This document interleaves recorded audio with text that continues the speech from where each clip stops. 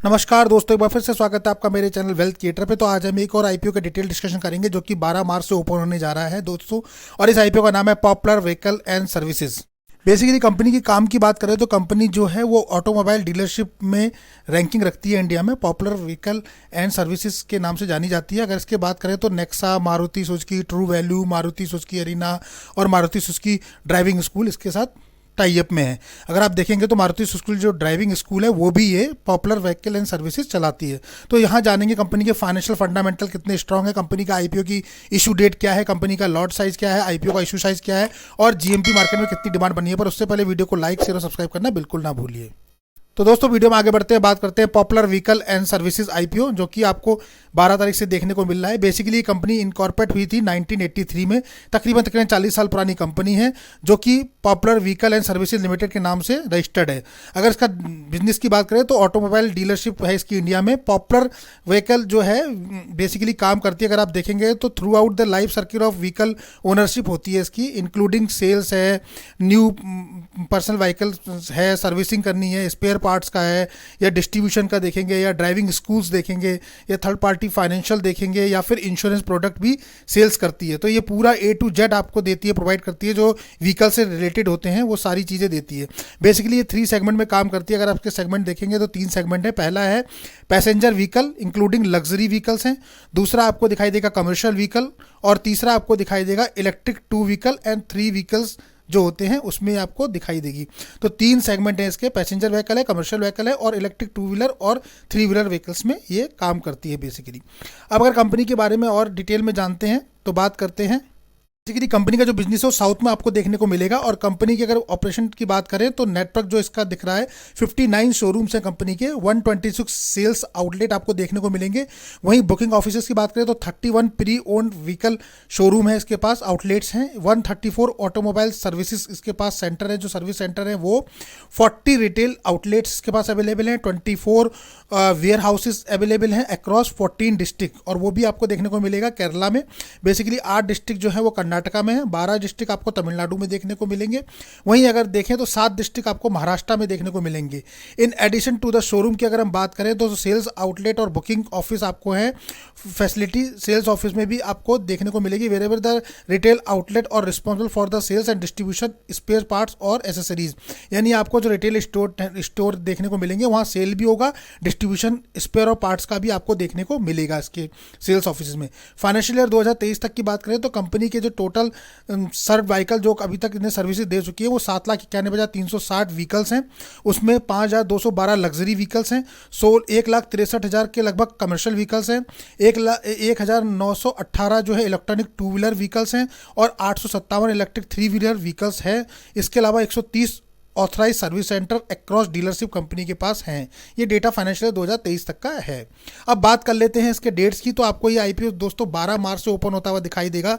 तो 12 मार्च से लेके चलेगा ये 14 मार्च तक के बीच में। फेस वैल्यू रखी गई है ₹2 पर शेयर। प्राइस बैंड की बात करें तो 280 रुपये से 295 रुपये है, यानी हमें कट ऑफ प्राइस 295 पे अप्लाई करना है, specially retail category. Lot size 50 share का होने जा रहा है। टोटल इशू साइज की बात करें तो 6 से 1 करोड़ का इशू साइज है, जिसमें फ्रेश इशू की अगर हम बात करते हैं तो वो 250 करोड़ का है।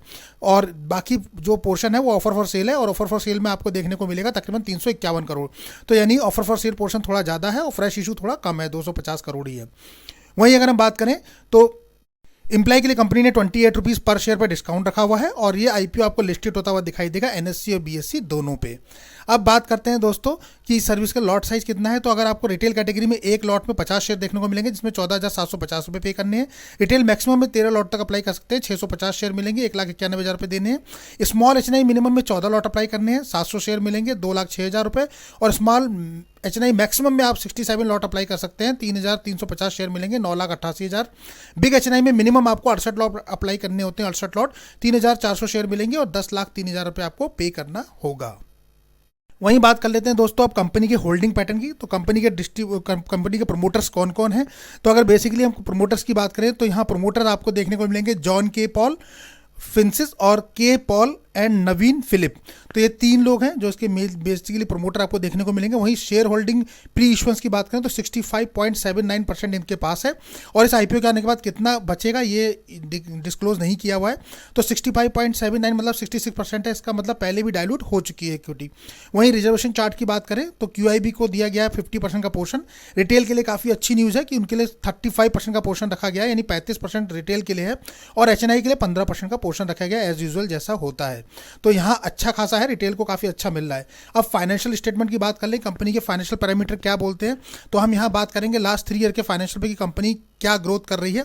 तो देखेंगे 2021, 22 और 23 3 साल का फाइनेंशियल पैरामीटर, और 30 सितंबर 2023 तक का हाफ ईयरली क्लोजिंग कंपनी ने क्या दी है। हाफ ईयरली क्लोजिंग के अकॉर्डिंग एसेट कंपनी के पास 1941 करोड़ थे, रेवेन्यू कंपनी का 2848 करोड़ है, प्रॉफिट आफ्टर टैक्स 40 करोड़ के लगभग है, नेटवर्थ कंपनी की 384 करोड़ है, रिजर्व और सरप्लस कंपनी पे 371 करोड़ के हैं, और बोरिंग यानी कि डेप्थ अगर देखें तो 764 करोड़ है, यानी कि 764 करोड़ का कर्जा एज ऑन डेट है। अब वहीं बात कर लेते हैं लास्ट 3 ईयर के फाइनेंशियल की। तो एसिड की सबसे पहले बात करते हैं, तो एसिड कंपनी के पास 1118 करोड़ के लगभग 21 में थे, और अगर 22 में देखें तो बढ़ के 1263 करोड़ हुए, 23 में बढ़ के जो है 1503 करोड़ हो गए, और हाफ ईयरली तक 23 के आप देखेंगे तो 1941 करोड़ है। तो एसिड में कंपनी ने एक्सेलेंट ग्रोथ दिखाई है। आप देख सकते हैं कि एक्सेलेंट पैटर्न पे कंपनी ने काम किया। 1100 करोड़ से कंपनी 1900 करोड़ तक 3 साल के अंदर विदिन 3 ईयर्स में पहुंच गई है। वहीं अगर रेवेन्यू पीस की बात करें तो रेवेन्यू पीस कंपनी का आप देखेंगे तो 2919 करोड़ के लगभग 21 में था, 22 में बढ़ के 3484 करोड़ हुआ, और 23 में बढ़ के 4892 करोड़ हुआ।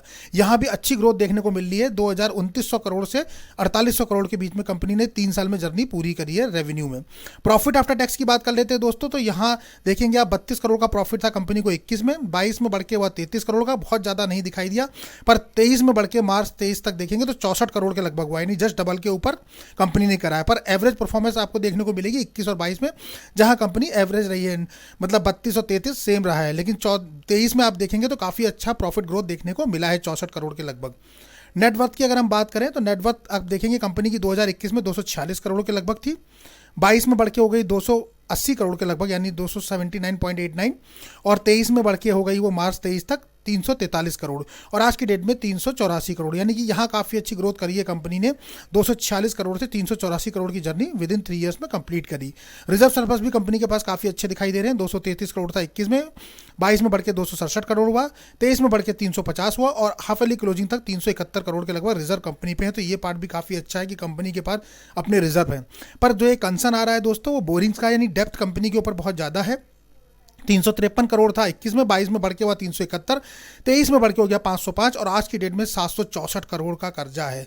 तो ये रेड फ्लैग है जहां कंपनी इंक्रीजिंग ट्रेंड में अपने डेप्थ को बढ़ाती जा रही है। साल दर साल आप देखेंगे तो ये बढ़ रहा है, 764 करोड़ पे पहुंच चुका है।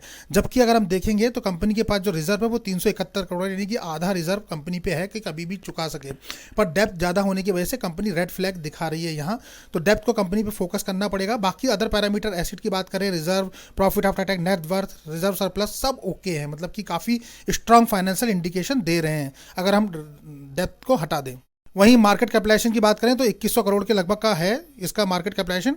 केपीआई पैरामीटर की बात करें तो आरओसी 10% के लगभग हमें दिखाई दे रहा है। आरओईसी की बात करें, रिटर्न ऑफ कैपिटल एम्प्लॉयड, तो वो भी काफ़ी लो है, 8% पे है। 15 से ऊपर अच्छा माना जाता है, पर दोनों एवरेज कह सकते हैं, बहुत बुरा भी नहीं है। पर डेप्थ टू इक्विटी देखिए तो 1.99 मतलब 2% पे काफ़ी है, बहुत ज़्यादा हाई रिस्क में है, हाई रेड फ्लैग में है, बिकॉज 1 से नीचे होना चाहिए, यहाँ तो 2 पे पहुँच गई है। तो यहाँ कंपनी को कुछ काम करना पड़ेगा। RONW रिटर्न ऑफ नेटवर्थ की बात करें तो वो भी 10% है, लगभग 13 से ऊपर अच्छा माना जाता है। तो रिटर्न ऑफ नेटवर्थ भी ठीक ठाक दिख रही है। EPS कंपनी का प्री आईपीओ जो है 10 है और पोस्ट आईपीओ 11 हो जाएगा। पी रेशियो की बात करें तो 28-29 पे चल रहा है प्री इशू, पोस्ट इशू जो है 26 पे। थोड़ा सा वैल्यूएशन हायर साइड में है, पर बहुत ज़्यादा भी हायर नहीं है, मतलब प्रॉफिट लिस्टिंग गेन कंपनी ने थोड़ा सा छोड़ रखा है, तो मुझे लगता है कि यहाँ थोड़ा सा लिस्टिंग गेन बनेगा, तो इतना तो वैल्यूएशन रखा है, पर थोड़ा सा हायर साइड में अभी भी थोड़ा सा कम हो सकता था यहाँ। बाकी ओवरऑल बात करें तो फाइनेंशियली और फंडामेंटली कंपनी स्ट्रांग है। सम फंडामेंटली पैरामीटर जो है वो थोड़े कम है, जैसे आरओसी आरओई पे काम करना है, डेप्थ पे कंपनी को मेजर फोकस करना है, बिकॉज डेप्थ अगर रिड्यूस होगा तो कंपनी काफी और अच्छी स्ट्रांग हो जाएगी। कुल मिला के फाइनेंशियली और फंडामेंटली देखें तो कंपनी हम ओके कह सकते हैं और बिलीव कर सकते हैं कि लॉन्ग टर्म के लिए जो लोग रहना चाहें वो भी कर सकते हैं। अब बात कर लेते हैं ऑब्जेक्टिव ऑफ इशू की। कंपनी क्यों ये आईपीओ लेकर आई दोस्तों, तो कंपनी को करना है रीपेमेंट और part payment, full curtain boring जो कंपनी ने यानी उधारी ली है उसको चुकाने के लिए, यानी बहुत अच्छा इनिशिएट कंपनी कर रही है। और जो उधारी ली है वो BWMP से है, PAWL से है, काफ़ी कंपनीज के नाम आपको यहाँ दिखाई दे रहे होंगे। इन सबसे इन्होंने उधारी ले रखी है, प्लस बैंक से भी है, तो उसको भी इन्हें खत्म करना है। और दूसरा है जनरल कॉर्पोरेट पर्पस। तो यहाँ मेजर काम जो कंपनी करने वाली है वो अपने डेप्थ को कम कर रही है, बिकॉज कंपनी भी जानती है कि जो बाकी फाइनेंशियल फंडामेंटल है वो काफ़ी स्ट्रांग है, सिर्फ एक डेप्थ जो है वो एक कंसर्न एरिया है, अगर उसको भी कंपनी ने रिकवर कर लिया तो कंपनी काफ़ी स्ट्रांग साउंड करेगी। तो ये कंपनी को भी पता है। अब दोस्तों एक बार इंपॉर्टेंट डेट्स याद कर लीजिए और नोट डाउन कर लीजिए अपनी डायरी में। तो इंपॉर्टेंट डेट्स क्या होने वाली है, तो ये आपको आईपीओ ओपन होता हुआ नजर आएगा 12 मार्च से, यानी कि मंगलवार से। तो 12 मार्च से लेके इस अगले आने वाले वीक में आपको दिखाई देगा 14 मार्च तक ये अवेलेबल रहेगा 3 डेज के लिए। बेसिस ऑफ अलॉटमेंट आपको 15 मार्च को आते हुए दिखाई देंगे। अगर आईपीओ नहीं मिलता तो रिफंड इनिशिएटिव आपके अकाउंट में 18 मार्च को हो जाएगा, और क्रेडिट जो है डीमेट अकाउंट में शेयर आपके क्रेडिट हो जाएंगे, वो भी 18 मार्च को हो जाएंगे। लिस्टिंग आपको देखने को मिलेगी 19 मार्च को। तो आपको याद रखना है cut off time UPI mandate से अप्लाई करने का 14 मार्च को शाम 5 बजे से पहले अप्लाई कर लेना है। अब बात कर लेते हैं ग्रे मार्केट प्रीमियम की दोस्तों। तो ग्रे मार्केट पे क्या डिमांड बनी हुई है, तो ग्रे मार्केट में बहुत ज़्यादा डिमांड तो नहीं है, पर सो डिमांड चल रही है अभी इनिशियल स्टेज है। आप देखेंगे तो पॉपुलर व्हीकल एंड आईपीओ का देखेंगे तो 295 प्राइस बैंड है, 33 रुपये लगभग जीएमपी चल रही है। आज की डेट में 11 से लेके 12-15% तक की डिमांड अभी चल रही है। और अगर आप देखेंगे तो फायर रेटिंग भी आपको दिखाई देगी 3 के लगभग की, तो ठीक ठाक डिमांड है, मतलब 10 से 15% है, पर हमारे क्राइटेरिया को अभी मैट नहीं कर रहा है। वही आईपीओ का साइज 601 करोड़ का है, जिसमें से रिटेल के लिए 35% का कोटा रखा गया, तो काफ़ी अच्छा है। यहाँ भी रिटेल के चांसेस बन रहे हैं काफ़ी अच्छे। 12 को ओपन होगा, 14 मार्च को क्लोज हो जाएगा, 15 तारीख को अलॉटमेंट दिखेंगे, और 19 मार्च को आपको लिस्टिंग होती हुई नजर आएगी। तो अभी एज ऑफ नाउ की बात करें तो लिस्टिंग गेन काफ़ी कम दिखाई दे रहा है, लोअर साइड में 10-11-12%, पर मुझे लगता है मार्केट का ट्रेंड भी थोड़ा सा नेगेटिव मूवमेंट में चल रहा है, इसलिए भी हो सकता है, क्योंकि नो डाउट कंपनी काफ़ी अच्छी है। तो मुझे लगता है कि ग्रे मार्केट में भी डिमांड बढ़ेगी। पर दोस्तों ग्रे मार्केट का ही फुल्ली भरोसा नहीं करते हम लोग, क्योंकि ग्रे मार्केट तो एक अज्यूम्पशन है करा हुआ कि जिसमें हमें लगता है कि हो सकता है, पर कंफर्म नहीं होता यहाँ कुछ भी। तो हम अज्यूम कर रहे हैं कि हाँ इतना हो सकता है, इससे ज़्यादा भी हो सकता है। तो अभी हम देखेंगे 10 से 12% चल रहा है, लेकिन आप अभी सडनली कुछ टाइम बाद देखेंगे तो हो सकता है 15 से 20% भी चला जाए। तो इस पर हम अज्यूम करके नहीं करते, बट कंपनी कितनी स्ट्रांग है ये हमारे लिए मैटर करता है। तो अभी हम वेट और वॉच करेंगे और देखेंगे फर्स्ट डे का सब्सक्रिप्शन स्टेटस क्या बनता है, उसके बाद ही अप्लाई करेंगे अगर हमें लिस्टिंग गेन के लिए करना है। पर जिन लोगों को लॉन्ग टर्म के लिए करना है वो अपना डिसीजन बना सकते हैं, पर लिस्टिंग गेन के लिए तो अभी हमें डे 1 का सब्सक्रिप्शन स्टेटस देखने के बाद ही कुछ डिसाइड कर पाएंगे। तो दोस्तों यहाँ हम देखेंगे कि यहाँ कोई भी आपको बाई सेल का एडवाइस नहीं दिया जा रहा है, कोई भी रिकमेंडेशन नहीं किया जा रहा है आईपीओ में अप्लाई ही करना है आपको, या आपको अपना डिसीजन लेना है, और यहाँ आपको अपना रिस्क और अपना एनालिसिस खुद करना है। तो दोस्तों वीडियो कैसा लगा आपको, वीडियो पसंद आए तो उसको लाइक शेयर और सब्सक्राइब करना बिल्कुल ना भूलिए। मिलते हैं अपने ऐसी नेक्स्ट वीडियो में, तब तक के लिए नमस्कार।